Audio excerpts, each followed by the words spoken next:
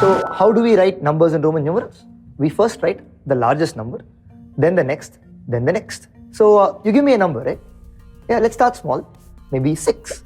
How do I write 6 in Roman numerals, right? You can go and look at 6th standard classroom and come back, or you can think about it. You can write I, but that's not how we do it. What we do is, we write a V and then I. 5 plus 1 is a 6. So for 7 we write VII, for 8 we write VIII. But for 9 and for 4, like we discussed, it looks slightly different. Yeah, these are rare cases, okay? Yeah, because mostly we're doing addition, right? What is coming first? The larger number is coming first. V is 5, I is just 1. So 5 comes first and then 3 ones or 2 ones, based on whether it's 8 or 7. So always when you see a Roman numeral, you will keep seeing the larger number first and then the smaller number. So let's say 13, right? What is for 10?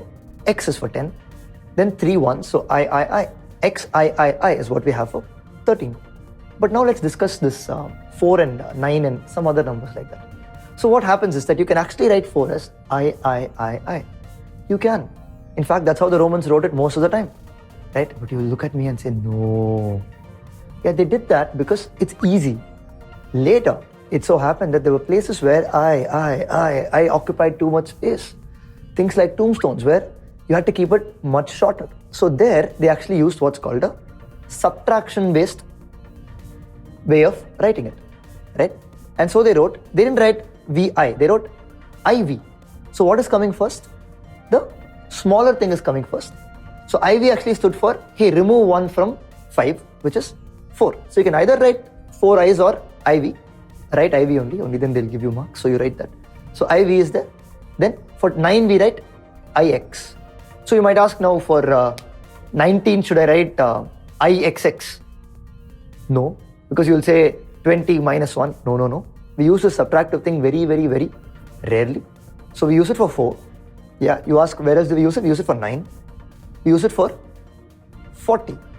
How should 40 be? Right? How will 30 be? Just XXX, right? That's it. That's 30. 3 tenths. So quite simple, right, in Roman numerals. But 40, they wanted to make it not XXXX, but that's right, X and a whatever is for 50 over there, which is L. So you write XL, yeah? If you're thinking in Roman numerals, it doesn't mean extra large, it means 40. And then you keep going forward and forward and forward. For 90, you again have XC. XC is basically 10 before 100. So XC gives you 90. And then you go more.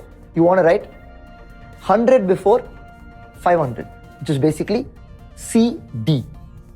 So yeah, what is 100? It's C. So 200 is CC. 300 is CCC. But 400 is CD. And as you can see, D is for 500 and C is coming before that. So you have to subtract 100 from 400. Yeah, so it's CD. And finally, you also have 900, which you can write as CM, because M stands for 1000. Yeah, so we're dealing with the very, very different representation first, because all of the rest is going to be very, very easy. Now with this done, now I can ask you, in general, if not for these numbers, anywhere else, you'll just use addition as your way of doing it. So let's take a random number, 59 to start with, yeah?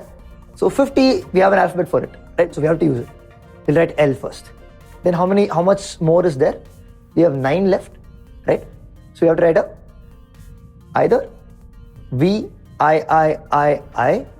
or I can write 50, which is L, and then IX, right?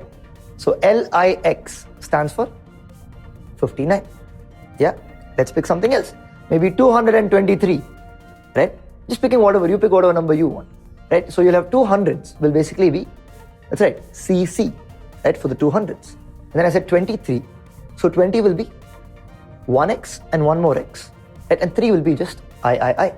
So you can actually see the numbers are beginning to get large already, right? 223 is basically CCXXIII.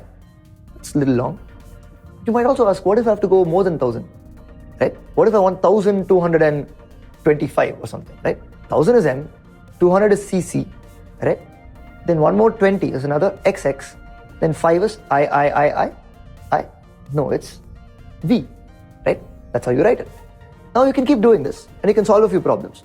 But what's interesting for me is, what would it be like to add in the world of Roman numerals? If I just gave you two Roman numerals and asked you to add them, how could you do that?